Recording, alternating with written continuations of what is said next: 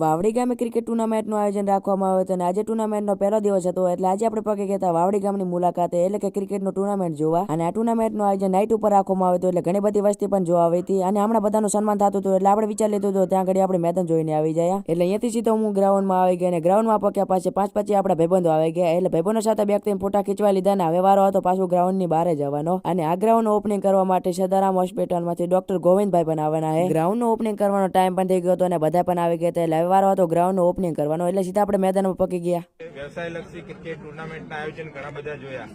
આજે વાવડી મુકામે જે ભગવાનના નામે ક્રિકેટ ટુર્નામેન્ટનું આયોજન કરવામાં આવ્યું છે.